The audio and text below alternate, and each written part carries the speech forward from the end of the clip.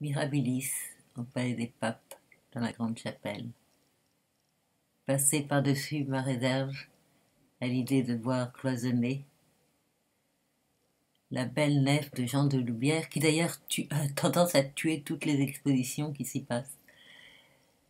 Et en même temps, une grande envie, parce que j'ai trouvé très séduisante l'idée de cabinet des esprits, un cabinet de curiosité, mais des esprits, comme dit Christian Lacroix. Alors, j'y suis allée finalement.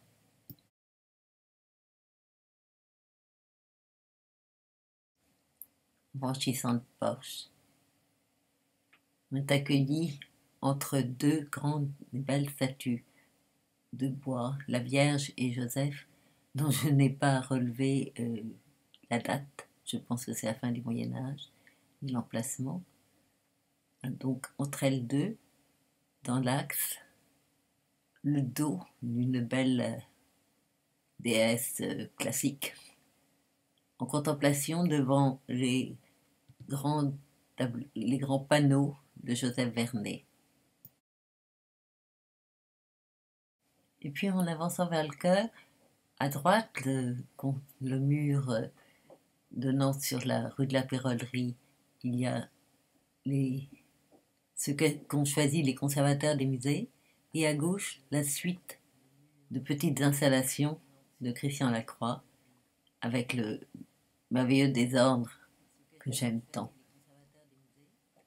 Désordre très pensé. Et ma foi, sauf exception de temps en temps, je vais laisser regarder. Avec de temps en temps, j'ai noté de quoi il s'agissait. Comme les enfants Jésus et tête de Santon qui viennent du palais du Rouvre.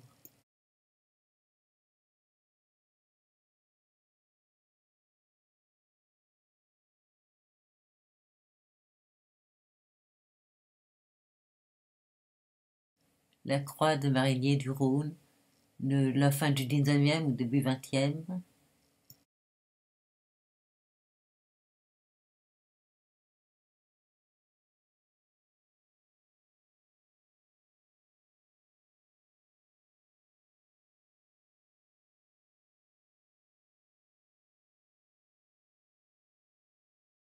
L'embouteillage théâtral d'Esther et Assuérus de Giovanni Battista Crespi.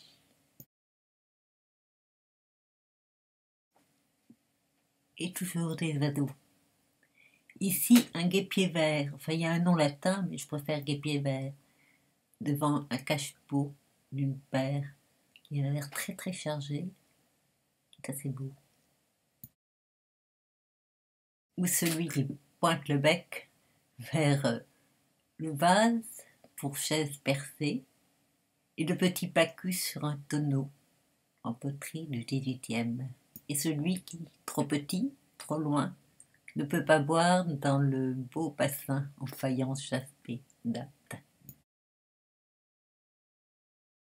Regard en biais sur la variété des collections réunies par Esprit Calvé. Et puis en revenant vers Christian Lacroix, un toucan Daniel qui regarde une patriote avignonnaise de la fin du XVIIIe siècle. Sur une étagère en haut, une perruche à tête plate, de ravissants petits cochons chinois en étoffe du XVIIIe siècle, un cochon non identifié et des mini, je pense, des santons.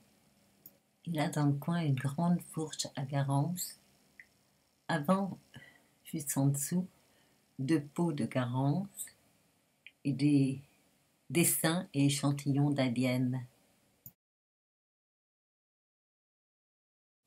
Une porte venant de je ne sais quel hôtel sans doute avignonné, peinte de joyeuses singeries, et une collection d'assiettes Disney.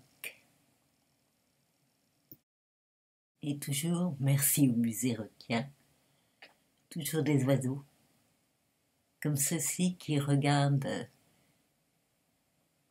un santon d'Eloïsa, une tini d'aspiration napolitaine, qui est tout à côté d'un cabinet érotique chinois.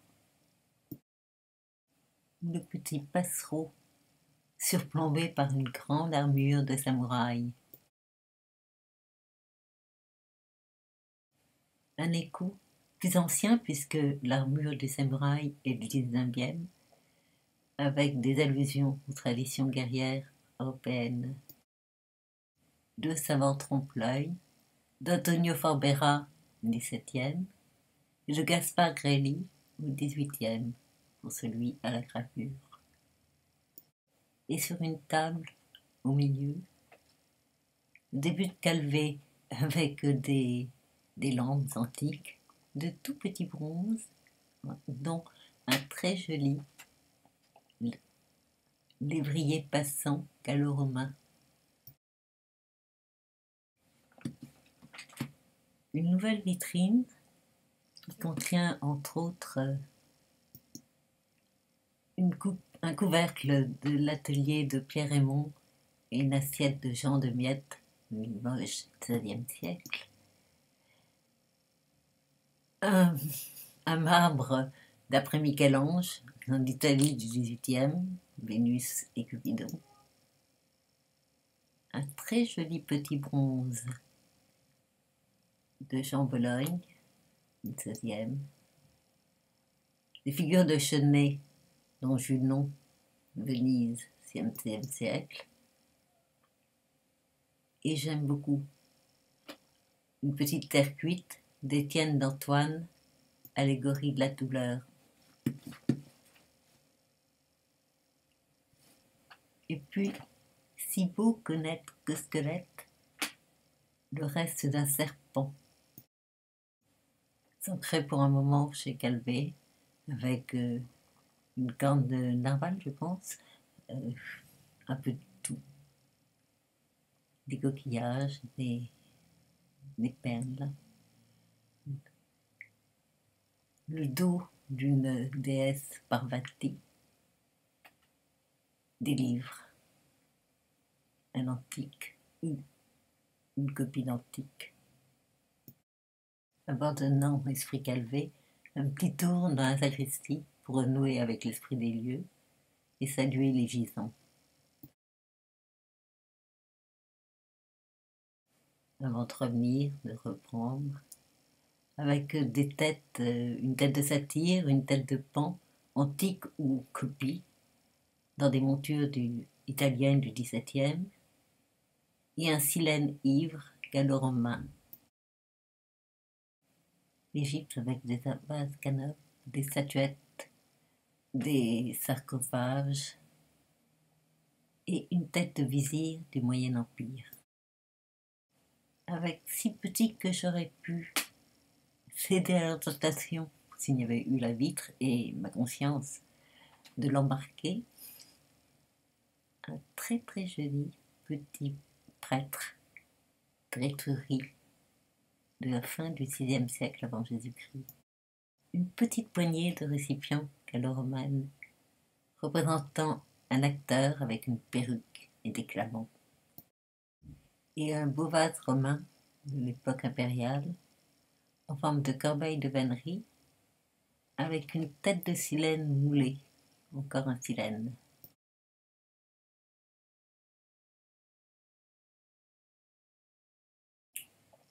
Et puis l'ailleurs, avec pour commencer des casse-têtes et des pagaies des Fidji, des battoirs à tapas de Tahiti, plus pacifique.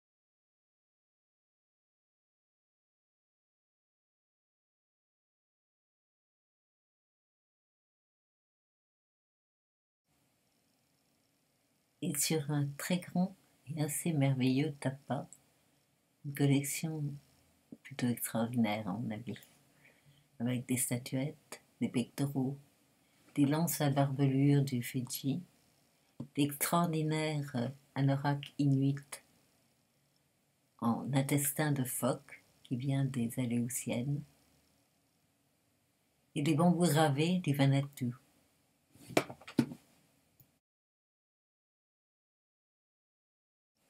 des vases ou coupes en laiton ou en bronze, romain ou gallo-romain.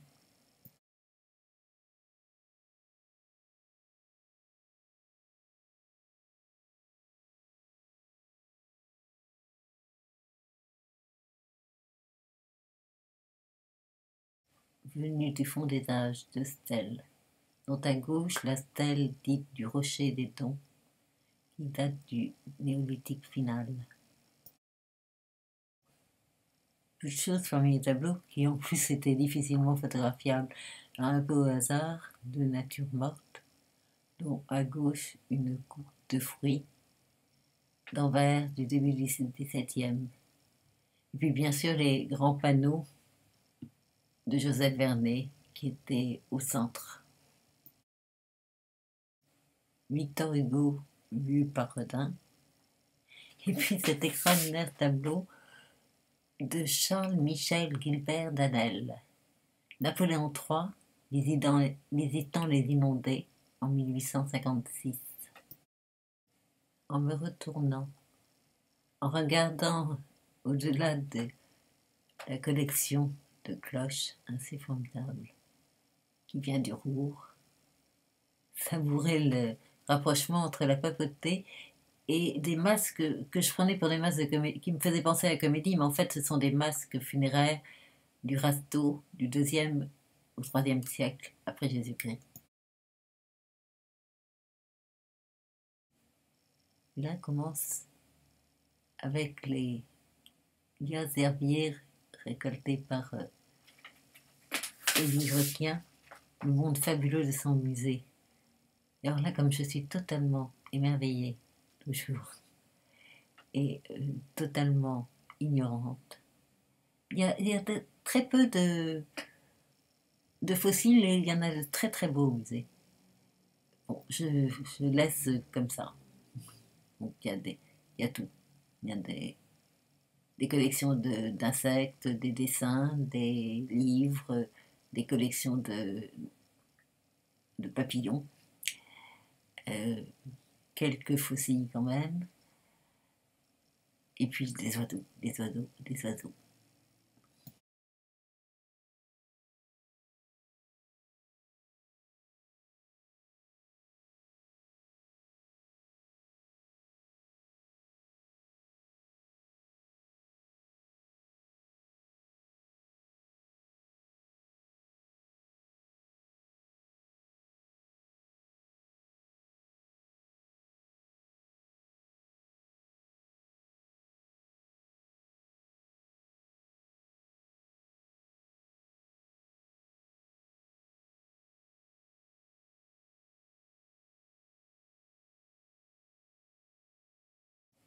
Au centre, après les cloches, pour le Roure, toujours, le banc, un banc qui vient du château de Fonségugne, là où fut fondé le Félibrige, un paravent en bois du 19e siècle, représentant un taureau, et une selle. Pour le petit palais, il y a assez peu de choses. Les tableaux primitifs sont trop beaux et trop fragiles. Donc pour aller les voir, il suffit de sortir, de faire quelques pas, enfin un gros quelques pas vers le petit palais, et c'est gratuit. On peut aller les voir. Alors là, il y a quelques sculptures, dont ces beaux pleurants qui viennent du couvent de Sainte-Claire, là où Pétrarque rencontra Laure, qui date de la fin du XVe siècle. Et plus vieille d'un siècle, une petite tête en albâtre de Saint Paul qui vient de Villeneuve-les-Avignon. Des têtes provenant de divers tombeaux d'évêques.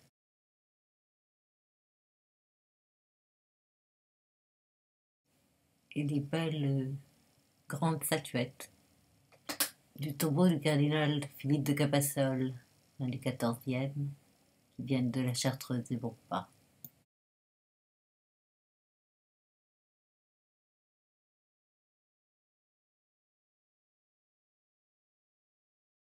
J'avoue que je ne me suis pas attardée comme je l'aurais dû devant le mur qui